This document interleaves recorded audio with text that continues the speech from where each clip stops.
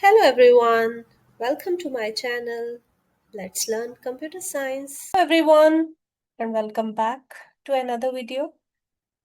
In today's session, we are going to continue our Unit 4 discussions on assembly language and we'll learn an important concept from the syllabus, understanding the assembly instructions.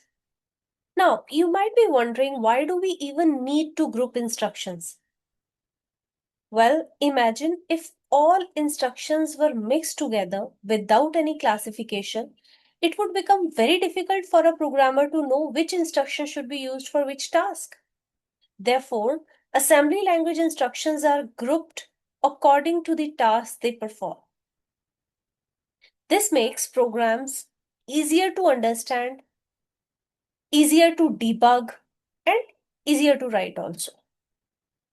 The main instruction groups are data movement, input and output, arithmetic, unconditional and conditional, and compare instructions. Let's discuss each one of these in detail. Let's begin with data movement instructions. As the name suggests, these instructions are used to move or transfer data from one location to another.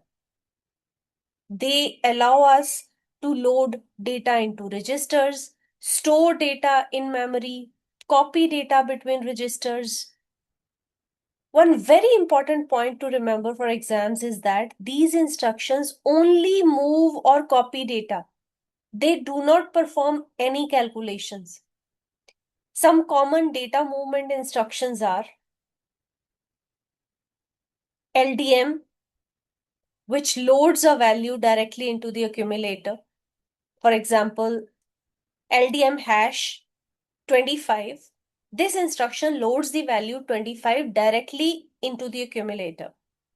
So after execution, accumulator becomes 25. Next we have LDD. LDD followed by address. This loads the contents stored at a particular memory address into the accumulator using direct addressing. Don't worry, in the exam paper, you will get purpose also mentioned for each instruction. So you'll get an instruction set for each processor based on which they'll be giving you some questions. So you'll get the instruction and its purpose mentioned in the exam paper. You need not to remember purpose of each and every instruction, but you need to understand so that when you solve questions, you don't need to try and understand meaning of instruction at that very point of time, right? So understand meaning of each and every instruction right now so that you can directly apply when you solve a question. Then we have LDI address, which uses indirect addressing. Don't worry, we will cover addressing modes also, direct, indirect, everything in detail in next video. In this video right now, all you need to understand is all the types of instructions, their groups, and meaning of each and every instruction. So that tomorrow when we solve questions based on tracing an assembly language program, you are ready for it. Okay.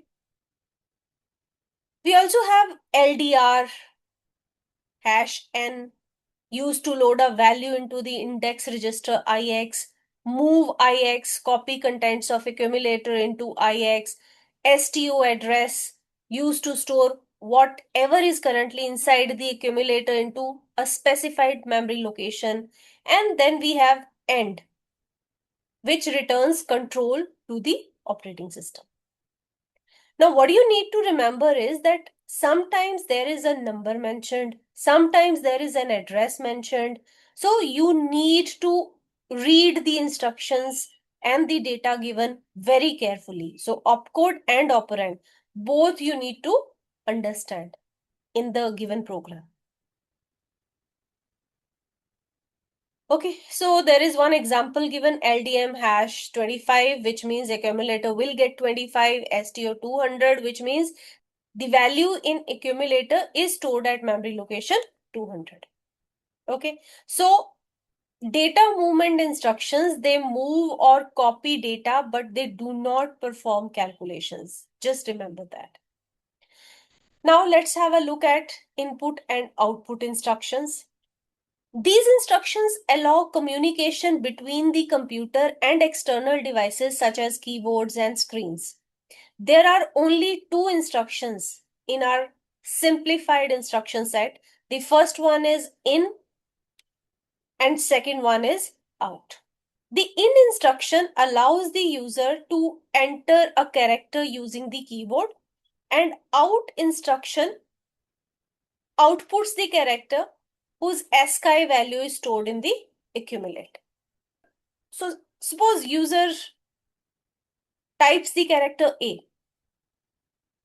The computer does not store A directly. Instead, it stores the ASCII value of A inside the accumulator. So accumulator will get 65 if user types A. If there is an out instruction and if accumulator contains 65, the character A is displayed on the screen, not 65. Okay, so therefore input and output instructions, they allow data to enter or leave the computer system, right? Next, let's move to arithmetic instructions. These instructions are used to perform calculations. The result of every calculation is stored back in accumulator, replacing the previous value. Some common arithmetic instructions are add. With add, you may have address given. With add, you may have a number given. Similarly, subtraction, you may have address given, you may have a number given. Increment, register. Decrement, register. So if you have add and address, that means add contents of the memory location to the accumulator. And if a number is given, then add that number directly to the accumulator. Same for sub. Subtract contents of memory address from the accumulator if address is given, and subtract a number directly from accumulator if number is given. Increment register, it increases accumulator or IX by 1. Decrement, it decreases the value of register by 1. Suppose we execute these instructions. LDM hash 10, which means 10 is a number. LDM 10 and add 5. So here result is accumulator will get 15. Because LDM will load 10 into accumulator and then add will add 5 into the value that is stored in accumulator. Right? If we execute subtract number 3 after this, then value 3 is subtracted. So accumulator becomes 12. If we write INC ACC, that means accumulator's value is incremented by 1. So accumulator becomes 13. Similarly, DEC decreases the value by 1. Remember, arithmetic instructions always store their result in the accumulator. The next category is unconditional and conditional instructions. These instructions control the sequence in which instructions are executed. They allow program to make decisions and repeat sections of code. Let's first discuss unconditional jump. The instruction used is JMP, which means jump. For example, JMP 120. This means that the program counter will be changed to address 120. As a result, the next instruction fetched and executed will be the one stored at address 120. The jump always occurs. That's why it is called unconditional jump. So you don't have any condition that if this happens, then you jump. No, you have to jump. If there is a jump, JMP, that means you have to go to that memory address, whatever is mentioned after JMP. Now comes conditional jump. Now conditional jump depend on the result of the previous comparison. The two important instructions are JPE and JPN. JPE, jump if comparison is true, and JPN, jump if comparison result is false. Suppose we execute CMP 10. CMP is compare instruction, followed by JPE 200. So if the accumulator contains 10, the comparison is true and the execution jumps to address 200. Otherwise, execution continues with the next instruction. So conditional jump help programs make decisions.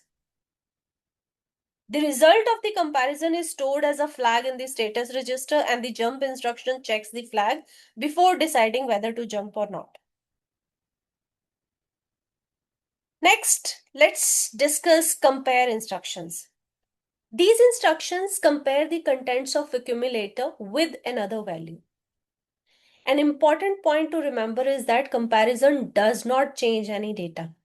It only sets or clears a flag in the status register. The common compare instructions are CMP. It can have an address after this or can have a number after this. Then we have CMI address. For example, LDM number 20 followed by CMP number 20. So LDM number 20 will load 20 into accumulator, and if we then execute CMP 20, the comparison is true, right? So accumulator is also having 20 and then we are comparing number 20 with the accumulator's value. So the comparison is true and the equality flag is set. However, if we execute CMP 30, that means the comparison becomes false. So compare instructions are almost always followed by conditional jump instructions such as JPE or JPN. Okay. Let's understand relationship between compare and conditional jump with one final example. Suppose we have LDM 10, CMP 10 and JPE 200. First, the value 10 is loaded into the accumulator, right? Next, the processor compares accumulator with 10. Since both values are equal, the comparison is true. Therefore, JPE causes execution to jump to address 200. So this combination of compare instructions and conditional jumps allows assembly language programs to make decisions.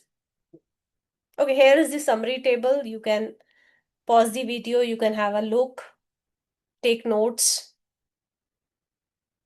Before we end this video, here is an important examination question from October-November 2025.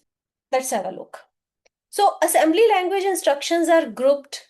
Complete each statement by writing the name of the appropriate instruction group. Loading data into the accumulator is an example of an instruction in the blank group. Incrementing the index register is an example of the instruction in blank group. Branching to another address is an example of the instruction in the dash group. This is of 3 marks. If you fill all 3 blanks correctly, you'll get 3 marks.